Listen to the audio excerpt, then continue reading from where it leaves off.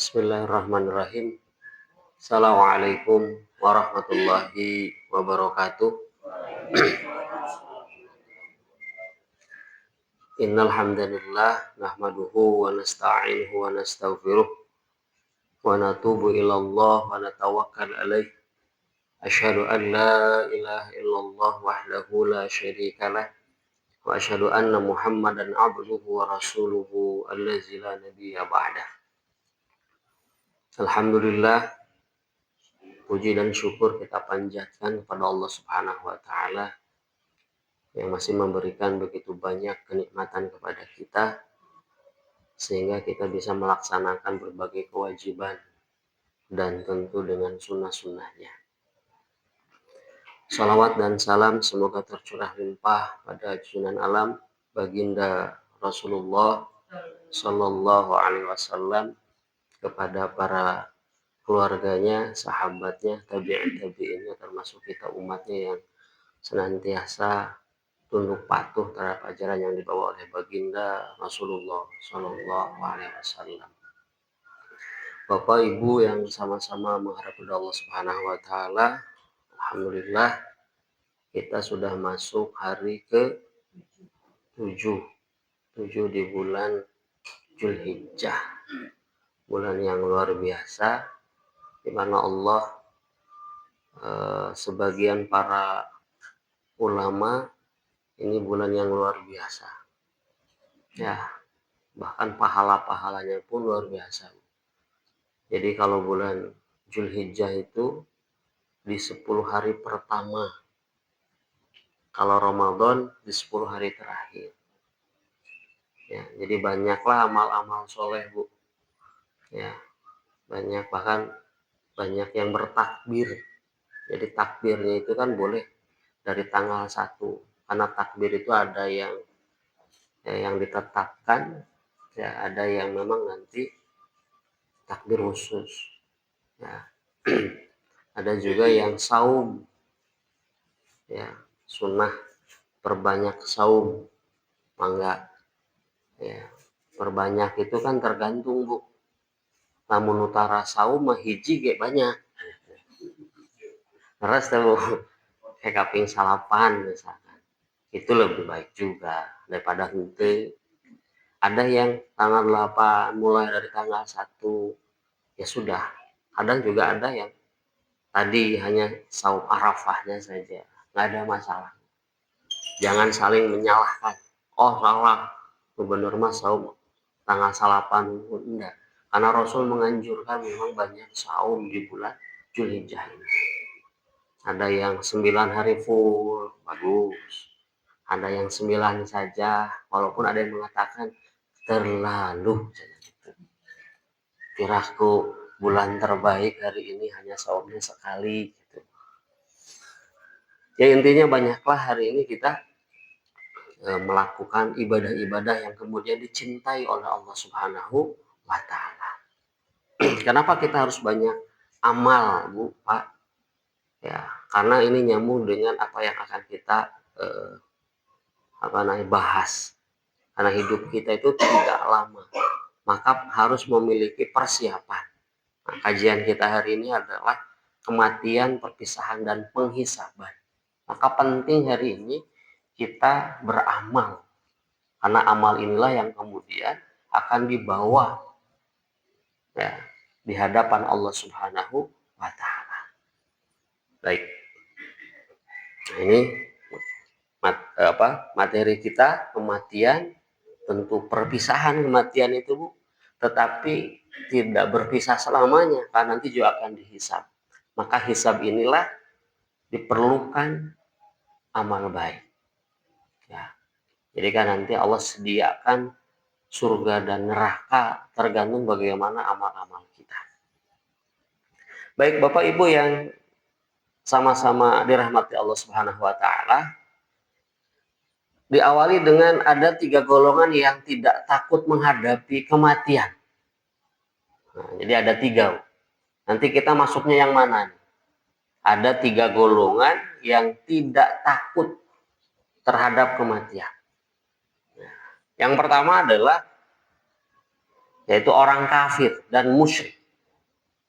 Ya, jadi sebagian orang kafir dan musyrik. Kenapa? Karena tidak tahu. Mereka tidak tahu apa yang terjadi setelah kematian. Makanya banyak hari ini orang yang hidupnya poya-poya karena merasa hidupnya tidak akan kembali lagi dibangkitkan oleh Allah Subhanahu wa taala. Mereka tidak mengingat ada hari perhitungan, tidak ada alam barzah dan sebagainya.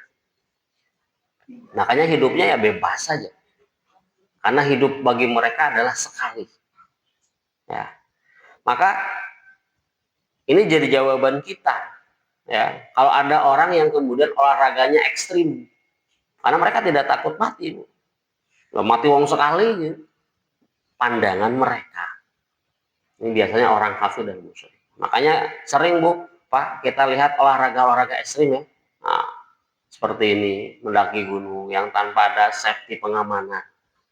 Ya, Pak DKM gitu. Walaupun ke gunung nggak begitu. Nggak nyindir, ya. Beda. Kalau Pak DKM ke gunung itu tadabur alam. Ya, Pak DKM ya. Nah, ini lihat ekstreman di bawahnya puing-puing dan sebagainya lah ya, kemudian tanpa ada pengamanan dan sebagainya. Ini kan ekstrim. Nah, motor ya, jadi ya tadi karena mereka tidak takut mati ya, karena anggapan mereka tidak akan dibangkitkan kembali. Itu yang pertama. Jadi orang pertama adalah orang kafir dan orang musyrik. Yang kedua, orang yang lemah iman, yang sedang mendapatkan ujian, sehingga dia bunuh diri. Nah, lemah iman, kesian hanya nama kagok. Contohnya seur hutang kagok ditagih wae era geus kajian bunuh diri gitu. Karena lemah iman. Cobaan terlalu banyak yang dihadapi oleh seseorang, bisa jadi lemah iman akhirnya bunuh diri, kan begitu. Itu banyak kan Ibu ya Pak, sampai anaknya juga ikut minum racun dan sebagainya karena tidak siap dengan cobaan yang Allah berikan, cobaan kemiskinan dan sebagainya. Suamina tukang judi, suamina tukang mabok, hutang di mana-mana, kagak aku seorang bunuh diri bersama, kan begitu. Bertanggung jawab, mus-mus menagih pinjol tibang emok liur gitu. Ya kan, akhirnya lemah iman. Nggak tahu, kita tidak termasuk yang pertama dan yang kedua. Musyrik tentunya Bu ya, Ibu musyrik, Bapak kafir betul, ke masjidnya. Yang kedua lemah iman tuh Pak, mesinnya terbunuh diri, berarti ya keneh gitu ya. Makanya penting ngaji itu supaya sesuatu itu pasti ada solusinya Pak. Makanya nih rihlah kita itu di sini, di masjid. Di masjid mah Pak Bu tenang. Bapak Ibu apakah di masjid hari ini memikirkan hutang? Henteu. Hare tangge wis kabumi lieur deui. Maka terusnya di masjid teras sesuai hutang mah. Gitu ya. Jadi luar biasa. Dan yang ketiga adalah orang yang beriman. Nah, mudah-mudahan kita adalah orang yang tadi tidak takut mati karena iman kita kepada Allah Subhanahu wa taala. Kenapa kita tidak takut mati? Jangan-jangan Ibu takut mati enggak? Karena ada Pak, ada ketika takut mati. Kenapa? Karena belum mempersiapkan. Hati-hati kalau kita takut dengan kematian. Nggak boleh ditakuti kematian itu, karena pasti kematian itu. Ya. Jadi, siun maut. Memang semua nggak akan meninggal dunia? Pasti Bu. Kalau merasa kita hari ini belum memiliki amal yang baik, ya dari sekarang persiapkan. Alasannya kenapa kita sebagai orang beriman tidak takut mati? Panennya pahala kelak di akhirat. Itu pastikan. Setiap orang yang beriman pasti memiliki amal soleh dan kemudian itu menjadi panen kita di akhirat. Allah akan memberikan balasan. Bahkan ketika sakaratul maut saja kan Allah gambarkan bagaimana pahala dia selama dia melakukan kebaikan. Ya, pernah kan diceritakan sahabat Nabi, dikisahkan sahabat Nabi yang selalu datang sholat paling awal, subuhnya paling awal, ya, yang selalu di pojok kanan. Suatu hari tidak hadir. Rasul sampai menunggu, kemana sih pulang? Tidak ada. Ah, tunggu sebentar. Karena beliau tidak pernah telat sholat subuh. Ternyata tidak ada sholat. Setelah sholat juga tidak ada. Ditanya, tahu nggak rumah si Fulan? Tahu. Rasul dengan para sahabat datang ke rumah si Fulan dan ternyata nyampe subuh, ya dari subuh nyampe ke rumahnya tuh pas mau sholat awal dari sholat apa? Sholat duha. Ya 1 jam atau 2 jam lah, bayangkan. Pertanyaannya si Fulan itu kalau berangkat jam sabaraha?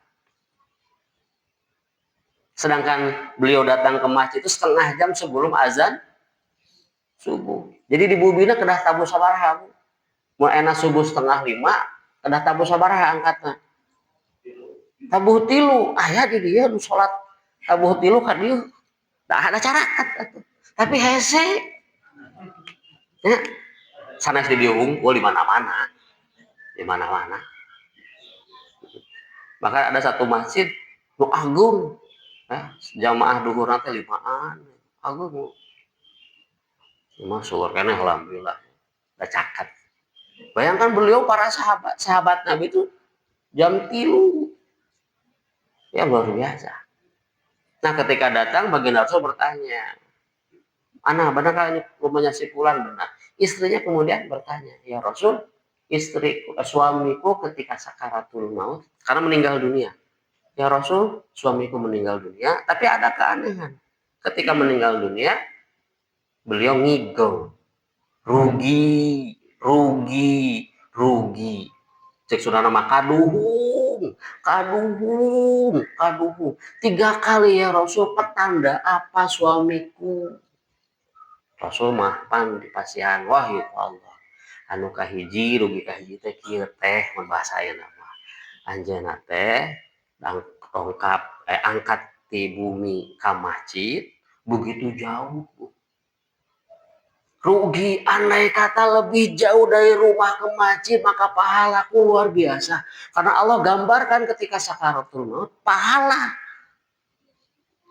Makanya ibu ame ke masjid nguling heula toab. Anu tebih mah alhamdulillah mah. Karena pahalanya luar biasa. Beliau mengatakan rugi. Andai kata lebih jauh, padahal itu sudah jauh bu. Pak, udah jauh 1,5 jam dia berangkat. Mata kamu caket nggak gaclek. Aduh, mau pahalana. Wah, enggak begitu juga ya. Justru nu jauh jadi alasan, tapi ke masjid. Jadi itu ke masjid. Nah, itu. Yang kedua, rugi yang kedua ketika beliau bepergian ke masjid itu subuh-subuh lagi musim dingin. Ya, dia pakai 2 jaket. Jaket yang pertama yang di dalam itu jaket yang bagus karena sholat itu mesti menggunakan pakaian yang bagus. Yang kedua yang di luar itu pakaian jaket yang lusuh. Nah kemudian ada kakek-kakek yang kedinginan, diberikanlah jaket yang lusuh. Ketika sakaratul maut, Allah gambarkan bagaimana dia memberikan jaket lusuh itu. Kaduhung, coba lamun jaket kanu alus. Hartosna naon? Ibu bapak lamun mereka ngebutut. Pakaian layak pakai katanya. Ada teh sebutut pisan. Karena kadang Pak, kalau kita mau memberikan itu sok jadi alalus deui eta baju teh. Lebar sih, padahal nggak pernah dipakai. Bikin nu butut, tah bakal rugi, Bu.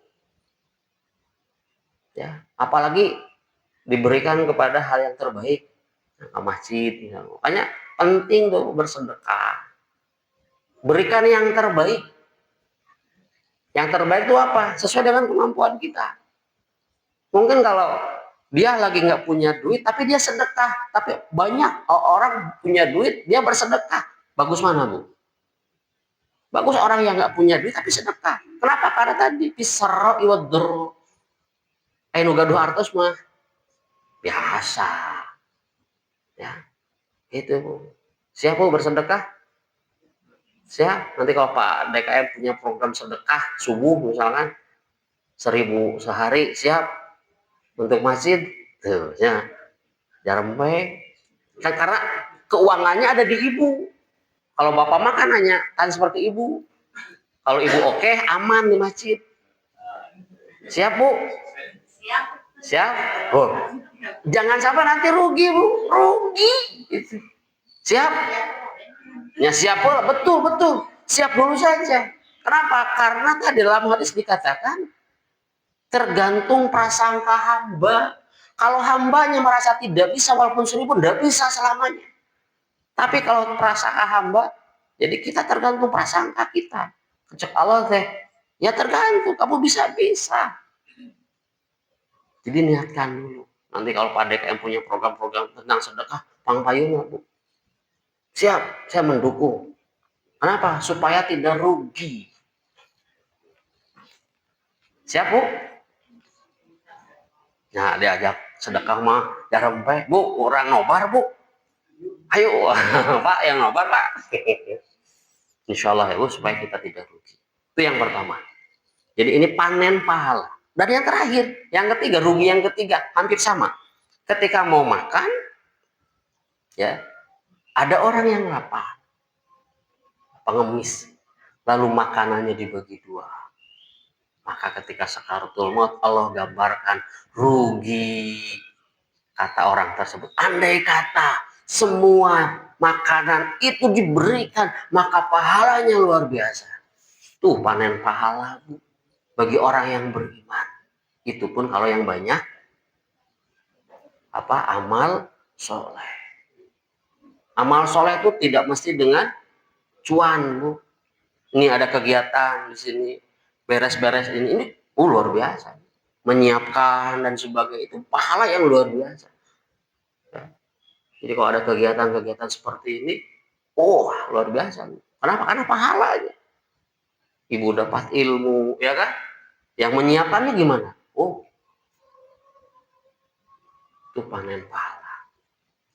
Yang kedua, ini pintu dan jembatan kita untuk bertemu dengan Allah Subhanahu wa Ta'ala. Jadi orang yang meninggal itu bagi orang yang beriman akan bertemu dengan Allah Subhanahu wa Ta'ala. Kita saum, kita sedekah, kita zakat, kita kurban, semuanya hari ini kan ingin bertemu dengan Allah Subhanahu wa Ta'ala. Keras Bu, Pak. Makanya bagi orang yang beriman tidak takut mati. Kenapa tidak takut mati? Karena ini kita akan bertemu dengan Allah. Kita sholat hari ini buat apa? Ya pengen ke depan, pengen ketemu dengan Allah, luar biasa. Ya.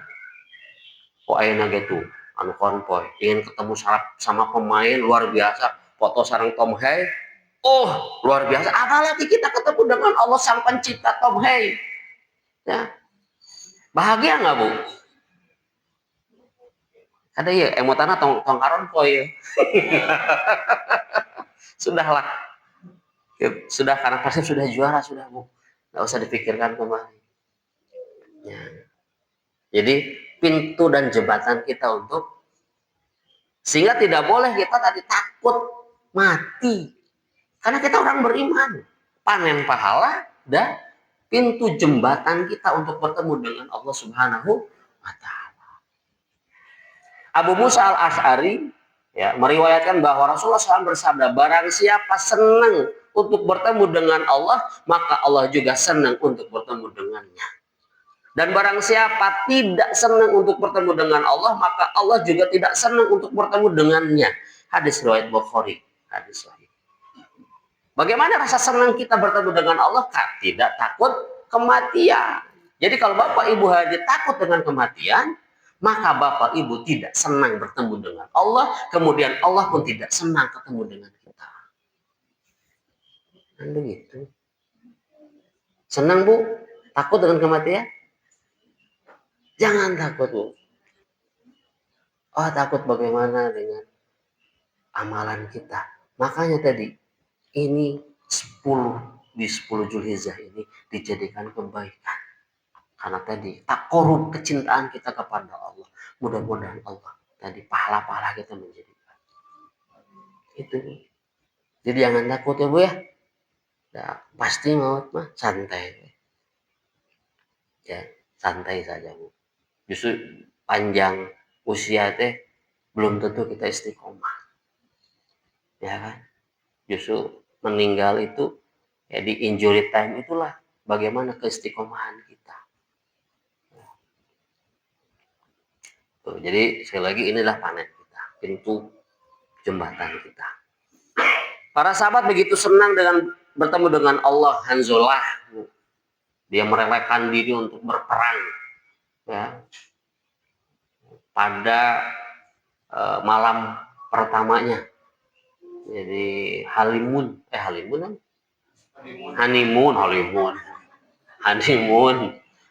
wah gunung ya kebayang bu baru menikah lalu perang sehingga apa dimandikan dia belum sempat mandi janabah dan siapa yang memandikannya malaikat luar biasa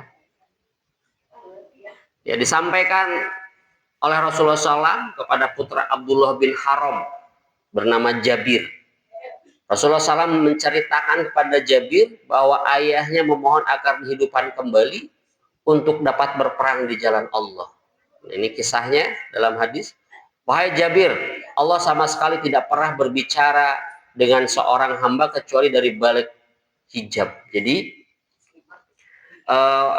putra Abdullah bin Haram, ya, jadi nama ayahnya Abdullah bin Haram dan anaknya Jabir.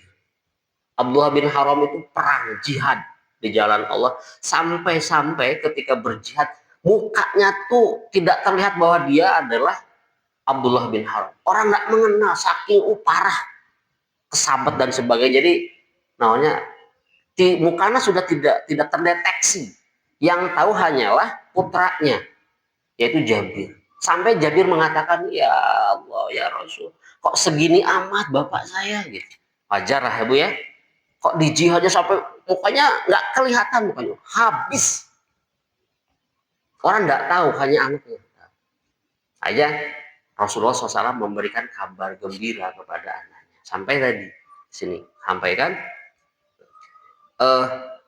Abdullah bin Haram itu ya, orang yang kemudian sudah tidak terdeteksi mukanya, beliau berbicara dengan Allah pada saat meninggal, belum di surga. Ini masih di padang mahsyar, bukan padang mahsyar, di alam kubur ya. Beliau berbicara dengan Allah cuma di balik hijab, pakai tabir, nah begitulah. Jadi nggak kelihatan. Tapi sudah berbicara dengan Allah. Jadi Abdullah bin Haram itu bercakap-cakap. Kenapa? Karena dia berjihad di jalan Allah Subhanahu wa taala, meninggal syahid. Ya. Lalu ya Allah sama sekali tidak pernah berbicara dengan seorang kecuali di balik hijab atau tabir. Namun Allah Subhanahu wa taala telah berbicara kepada ayahmu secara langsung berhadapan tanpa tabir. Nah, beliau pun tidak. Luar biasa. Abdullah bin Haram sebagaimana perkataan Nabi SAW pada Jabir berkata, ya Tuhanku anugerahkanlah kepada orang yang masih berada di belakangku yang masih hidup. Ini doa permintaan dari Abdullah bin Haram. Karena tadi, mau nggak kamu turun lagi ke dunia? Ditawari sama Allah Subhanahu wa taala. Nolak. Sampai berkali-kali. Dan beliau mengatakan, kalaulah aku diizinkan kembali untuk ke dunia lagi, maka aku berjihad lagi, aku meninggal lagi. Sampai begitu. Saking senangnya berjihad dengan Allah, mati syahid. Jadi kalaupun permintaan itu dikabulkan, ya, saya ingin kembali ke dunia dan aku ingin perang lagi dan aku mati syahid. Padahal dia mati syahidnya tuh acak-acakan bukan. Akhirnya nggak bisa kalau begitu kata Allah. Sudah, hanya dia berdoa, ya Tuhanku, anugerahkanlah kepada orang yang masih berada di belakangku, yang masih hidup, kenikmatan yang telah Engkau anugerahkan kepada kami.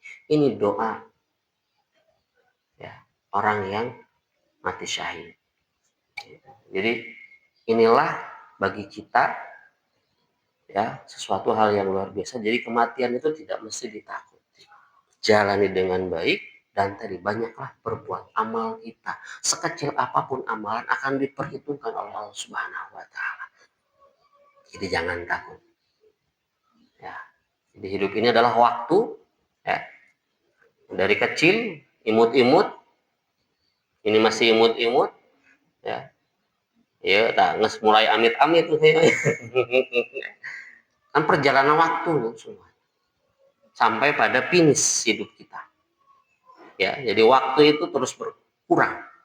Jadi kalau misalkan ibu bapak tambah usia, itu pada hakikatnya bukan bertambah, tapi berkurang. Ya kan?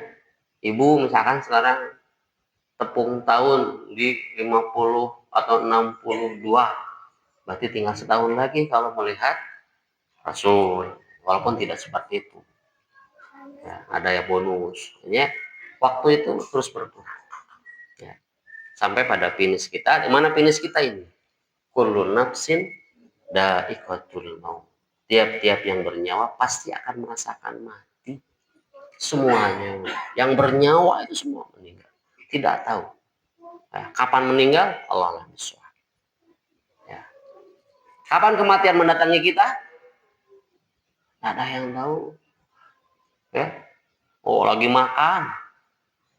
Bisa jadi kan keselak maut. Kemarin ya teman pernah belajar pernah ngajar bareng di SMK Pasundan Jatinangor, guru olahraga, beliau kesiswaan pas badminton mereka badminton ngantun ke karena kita tidak tahu meninggal kayak senam sehat jantung maut senam apa sudah senam sehat jantung nggak tahu ya kematian itu tidak tahu lagi makan lagi berpikir kerja ya nggak ada yang tahu malaikat tuh tujuh catur misalnya apa artinya ya aktivitas kita tetap karena semua pun orang yang beraktivitas kalau sudah waktunya meninggal sehingga tidak perlu kita namanya ditakuti ya. Ya, ini renungan bagi kita.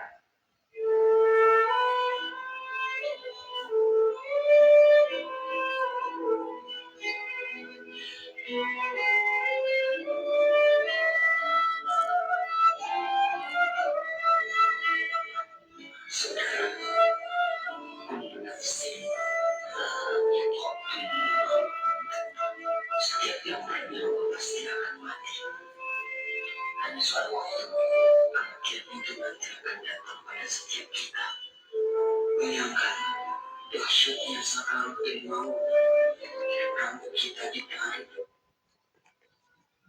dari saat kita rasanya.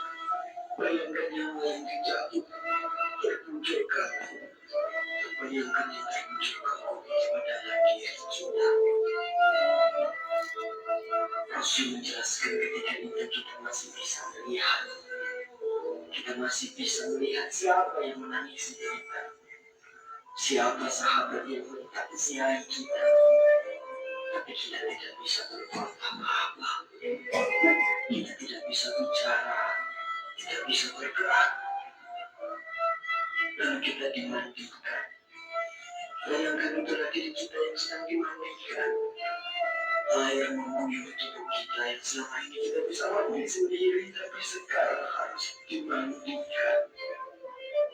Dan kita menyaksikan siapa yang memandikan jasad kita. Bersyukur kalau yang memandikan itu adalah anak kita. Sementara kita belum mengajarkan anak-anak kita. Ya Allah. Kemudian kita Kemudian kita disolati, Allah, kemudian kita dipotong, dibawa ke kuburan. Rasul menjelaskan kalau yang dibawa itu mayat yang soleh, maka mayat yang soleh itu akan berkata, waktu ketika itu tidak ada seorang pun yang bisa mendengarnya, kecuali malaikat dan hewan. Manusia dan jin tidak bisa mendengar perkataan mayat. Rasul memberitahu kepada kita, mayat yang soleh itu akan berkata, Asra'ni ila baiti, ya Allah, percepat aku ya Allah, percepat aku ke rumahku ya Allah. Dia sudah melihat surga Allah. Dia sudah melihat surga karena kesolehan di dunia selama ini. Subhanallah.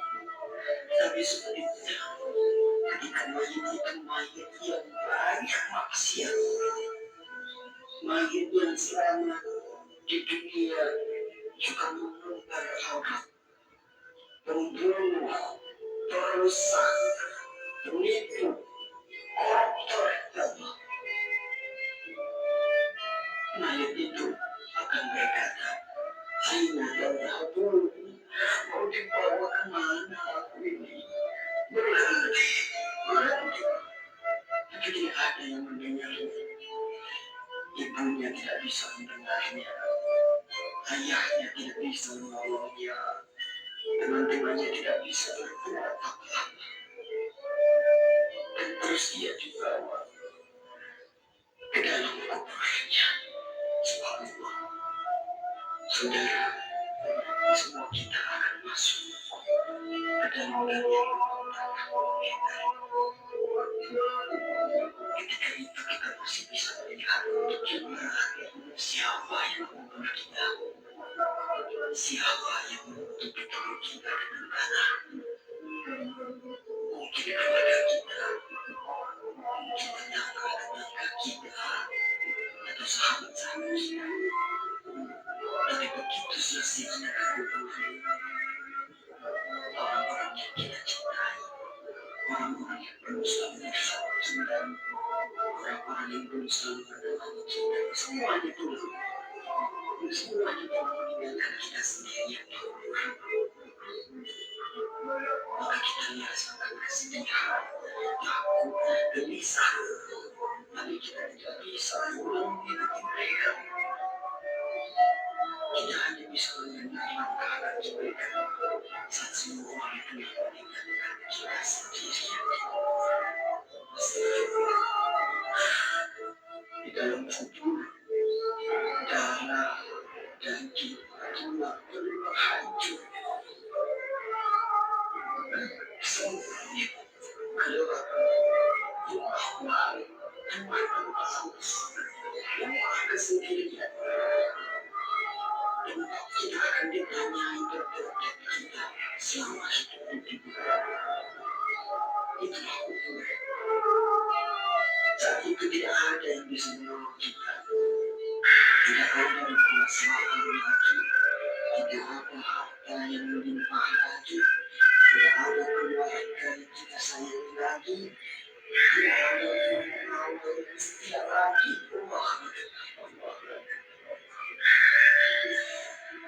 Tapi alhamdulillah, kita bersyukur kita masih hidup, saudara. Hari ini kita masih hidup, kita belum mati. Berarti Allah masih sayang pada kita. Allah masih memberi kesempatan kepada kita untuk bertaubat. Allah masih beri kita waktu untuk beribadah sebanyak-banyaknya. Maka inilah saatnya. Inilah saatnya kita untuk bertaubat, saudara. Inilah saatnya kita untuk berjanji taat. Saatnya untuk kita berhenti melakukan kemaksiatan. Saatnya untuk kita berhenti melakukan kezaliman. Saatnya kita membahagiakan keluarga kita, istri kita, suami kita, orang tua kita, anak cucu kita. Saatnya kita berbuat baik untuk negeri yang tercinta ini. Saatnya kita berdoa.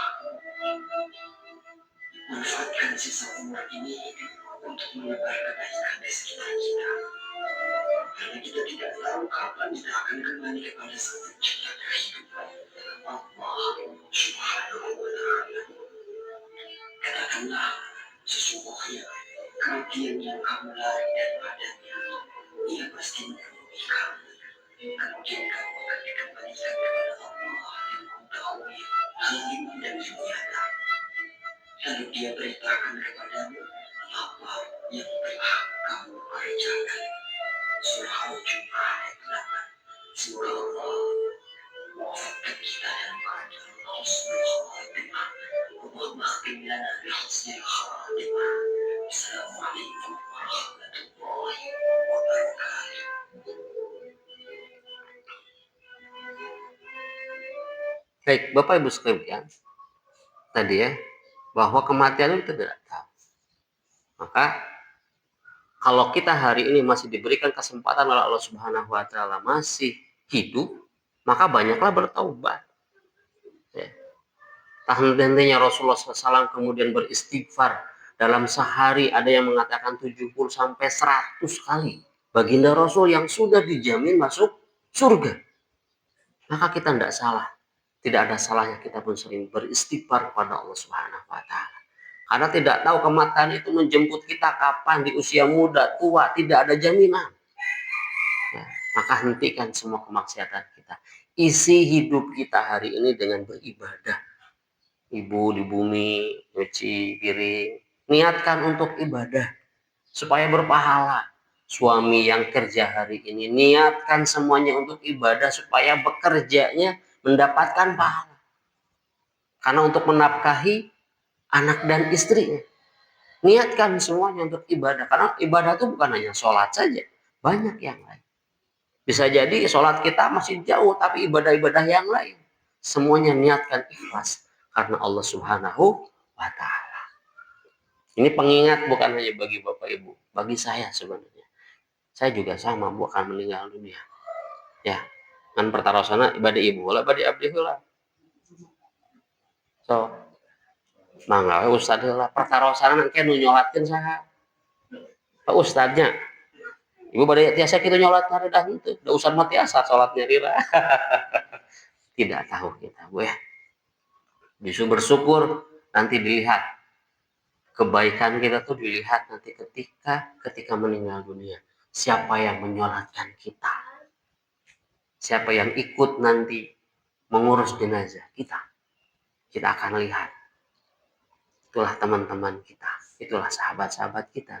Maka perbanyaklah teman-teman yang soleh, sahabat yang soleh. Kenapa Bapak Ibu kita perlu sahabat-sahabat yang soleh?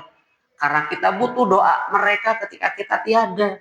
Bayangkan, banyak teman-teman kita yang sholat, yang ketika kita meninggal dunia, lalu banyak teman-teman yang menyolatkan, lalu berdoa Allahumma gfir lahu, kalau laki-laki misalnya, kalau perempuan Allahumma gfir laha. Lalu ada salah satu di antara mustami teman kita yang pernah kita dulu berbuat baik kepada mereka, diterima tuh doanya, bahagia tuh kita. Makanya perlu kita berbuat baik kepada orang. Kenapa? Karena nanti di akhir hidup kita, ketika kita meninggal, kita juga butuh mereka. Bisa jadi mereka yang pernah kita bantu berdoa dengan keikhlasannya, kemudian diterima. Allahumma gfir lahu, ya Allah ampunilah dosanya. Lalu diterima oleh Allah Subhanahu wa Ta'ala. Bahagia enggak sang mayit? Bahagia, Pak. Makanya jangan sekali-kali kita berbuat hal yang tidak baik. Biarkan mereka mau buat apapun terserah, tapi kita tidak. Ketika ada yang menzolimi, kita biarkan mereka menzolimi, tapi kita tidak pernah mau menzolimi. Kenapa?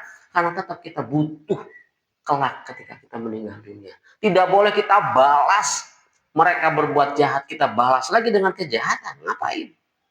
Capek. Tapi kita fokus dengan kebaikan kita. Siap, Bu? Pak? Ini sudahlah sama ya. Ini kematian. Lagi sepak bola, Bu, meninggal dunia. Pernah ya disampaikan ya? Ya, malaikat Ijroil. Ya. Inilah kematian. Kita tidak tahu. Kapan kematian tidak tahu. Sedang olahraga. Lihat. Luar biasa. padahal sedang sepak bola yang harusnya sehat. Baik, kita percepat ya Bu ya. Ini sedang main game Bu. Sedang main game juga, lihat. Tuh, tinggal dunia. Ini lagi main game. Ini lagi sholat. Saya percepat ya Bapak Ibu ya. Nah, pertanyaannya, kita mau meninggal kapan? Sama kapan? Mau sedang apa? Sedang maksiat kah? Atau sedang ibadah? Ini kecelakaan pesawat. Pesawat. Cuman pesawatan. Oh, lagi serius kan? Padahal pesawatan. Oke, ya. Di mana saja kamu berada, kematian akan mendapatkan kamu. Kendati pun kamu berada di benteng yang tinggi lagi kokoh. Ini Al-Quran.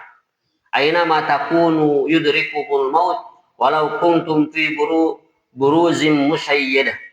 Di mana saja, tidak. Walaupun ditutup benteng kokoh pun tetap yang namanya kematian akan datang ke kita. Jadi tidak usah ditakuti.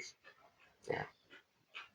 Umayyah radhiyallahu an bercerita, pada suatu hari aku berjalan bersama Ali radhiyallahu an hingga tiba di sebuah hutan. Lalu Ali radhiyallahu an mendekati sebuah kuburan sambil berkata, wahai penghuni kubur, wahai penghuni tempat sunyi, wahai yang berbau busuk, wahai yang penuh ketakutan, bagaimana kabarmu? Kemudian Ali berkata, adapun kabar kami di sini, hartamu telah dibagi-bagikan, anak-anakmu telah menjadi yatim, dan istri-istrimu telah menikah lagi. Inilah cerita kami, ceritakanlah sedikit tentang kalian. Seraya menoleh kepadaku, Ali radhiyallahu anhu berkata, wahai Kumail, seandainya mereka boleh dan dapat berbicara, mereka akan berkata bahwa sebaik-baik bekal ialah takwa. Setelah berkata demikian, Ali radhiyallahu anhu menangis, wahai Kumail, kubur adalah tempat menyimpan amal, dan kita akan menyadarinya setelah maut menjemput kita. Artinya ini pengingat kepada kita, jangan sampai kita sadar nanti ketika di mau sakaratul maut. Ya, baru kan sakaratul maut itu disunahkannya di talqin, di mana? Telinga kanan. La ilaha illallah. Nah, jadi kalau sudah sakaratul maut jangan cepet-cepet Bu, lah ilaha capek. Nah, bimbing lagi, la ilaha illallah. Kalau yang sakaratul maut sudah mengatakan la ilaha illallah, semuanya diam, selesai. Kenapa? Karena di akhir hayatnya la ilaha illallah. Nanti jangan-jangan Bapak Ibu pas la ilaha illallah sakaratul maut, alhamdulillah. Peteh, alhamdulillah. Jadi alhamdulillah terakhir nate.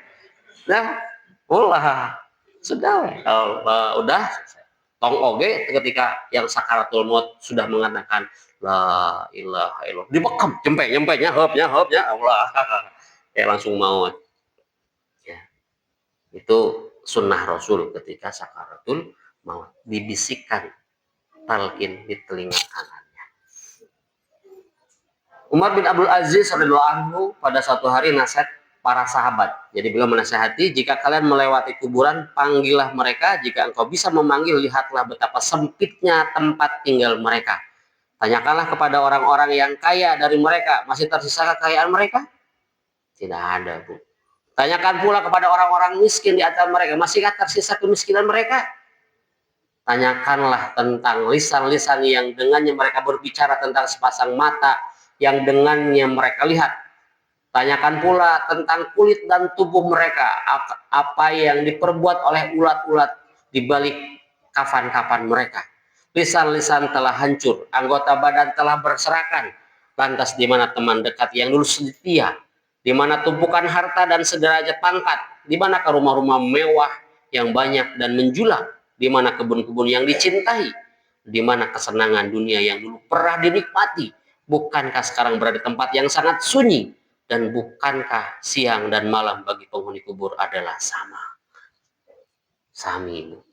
Jadi kenikmatan dunia mas sekedapmu. Jangan terlena dengan kenikmatan dunia. Ini Bu, ya, digotong tadi. Bagi orang yang beriman, lalu ya cepatlah karena ingin bertemu dengan Allah. Bagi orang-orang yang bermaksiat, aina tazhabun? Mau dibawa kemana ini? Resah, siun. Nanti yang bisa merasakan adalah yang mau gotong mau karaos. Mun karaos mah pasti dibobotkeun. Hirup deui cenah ieu. Ya. Ini surat Al-Hajj, dan sungguhnya hari kiamat itu pastilah datang dan tak ada keraguan padanya, dan bahwasanya Allah membangkitkan semua orang di dalam kubur. Jadi kita akan kembali dibangkitkan kembali dengan amal-amal kita. Ya, Maliki yaumiddin. Ya, kita percepat Bu. Nah, ini ada timbangan nanti Bu, dipertanggungjawaban semua amalan-amalan kita. Maka tetap perbanyaklah perbuatan-perbuatan atau amal-amal yang baik.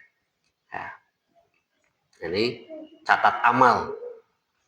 Jadi perbuatan, seorang duduk di sebelah kanan dan lain duduk sebelah kiri, tidak satu ucapan pun yang diucapkan melainkan ada di dekatnya malaikat pengawas. Ada pengawas kita. Kita diawasi. Kanan dan kiri kita malaikat. Maka perbanyaklah.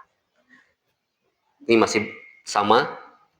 Nanti di akhirat itu ada yang diberikan di sebelah kanan, ada yang sebelah kiri, ada yang di depan, ada yang di belakang. Yang sebelah kanan kemudian bahagia, di sebelah kiri kemudian celaka, di depan.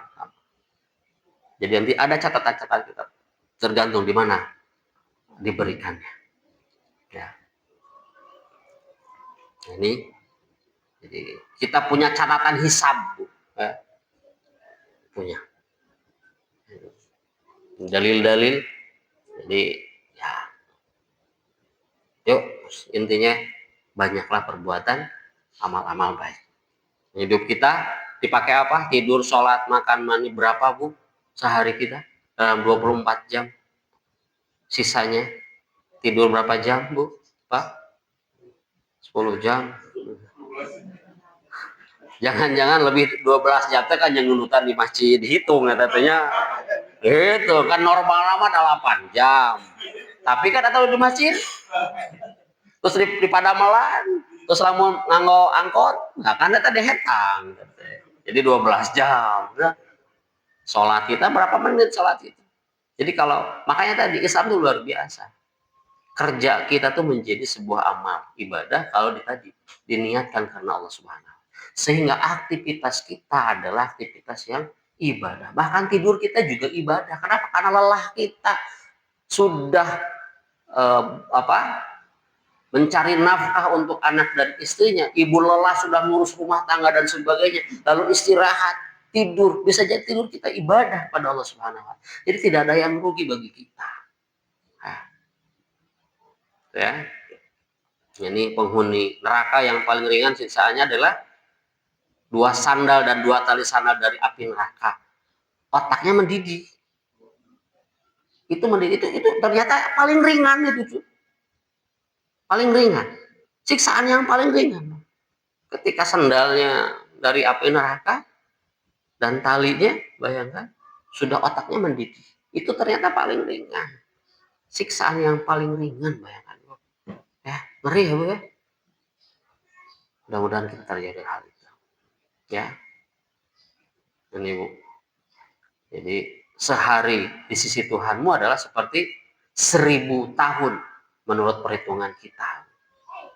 Wa yasta'jilunaka bil 'adzab wa la yukhlifallahu wa'dah wa yauma idzin inda rabbika ka'alfin sanatin mimma ta'uddun. 1000 tahun. Sehari di neraka, sehari di surga itu sama dengan 1000 tahun.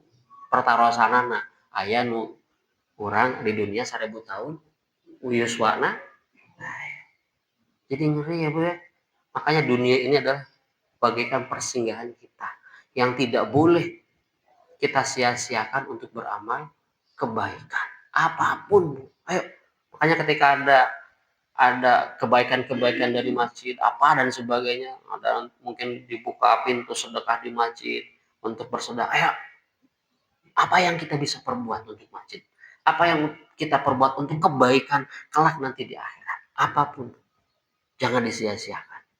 Nah, jangan disia-siakan. Saya senang kalau ada yang undang saya ngisi pengajian. Ayo, ada yang minta untuk belajar. Oh, senang. Kenapa? Karena ini kebaikan.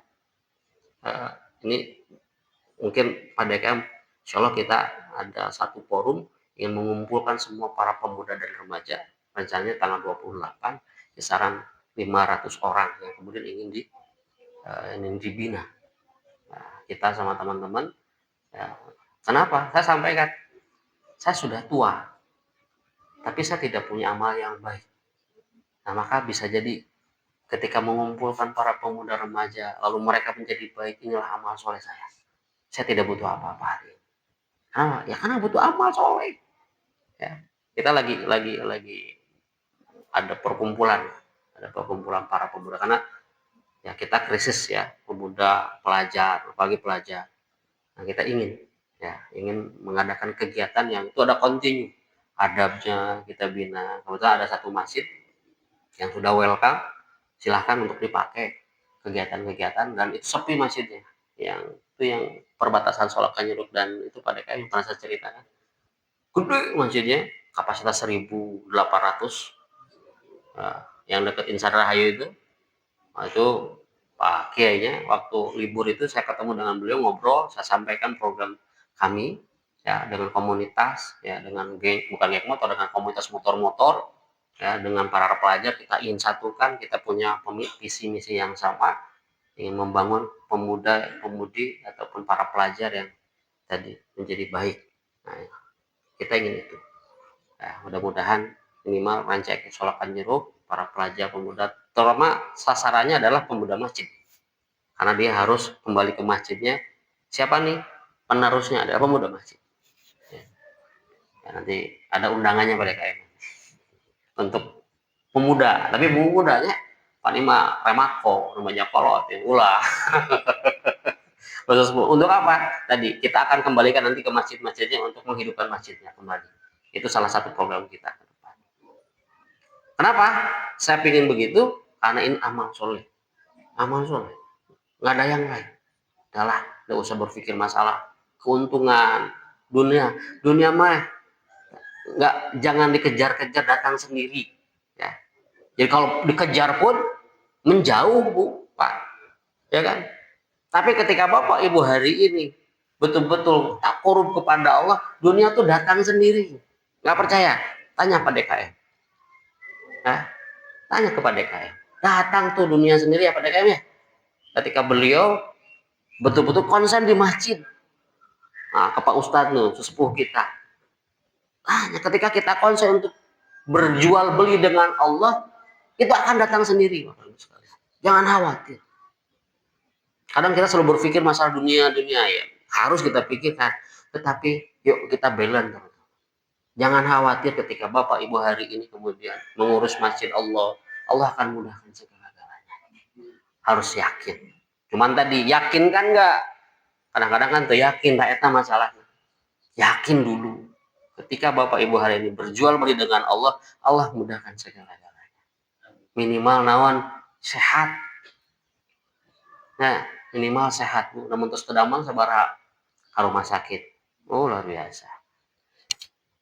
Nah, ini tugas kita, wa ma khalaqul jinna wal insa illa liya'budun. Beribadahlah, karena ibadah ini kemudian akan berkorelasi, akan nyambung kelak di amal kita di yaumul akhir. Saya kira itu cukup, karena mulai dari jam 1 jam, jangan lebih, karena saya orang yang disiplin pada tidak boleh lebih dari 1 jam kalau ngisi pengajian begini ya Bapak Ibu, karena kalau 1 jam lebih sudah konsennya sudah berubah, apalagi di belakang kita, di depan hadapan saya itu sudah ada hidangan.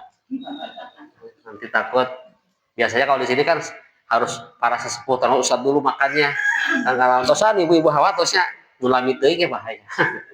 Itu saja barangkali yang bisa saya sampaikan di kesempatan hari ini. Mudah-mudahan ini jadi pengingat kita bahwa kita akan meninggal dunia, maka intinya banyaklah amal soleh, ya amal-amal soleh apapun, sekecil apapun Allah akan ganti dengan kebaikan. Faman ya'mal mithqala dzarratin khairan yarah wa man ya'mal mithqala dzarratin syarran yarah. Billahi taufiq wal hidayah. Assalamualaikum warahmatullahi wabarakatuh.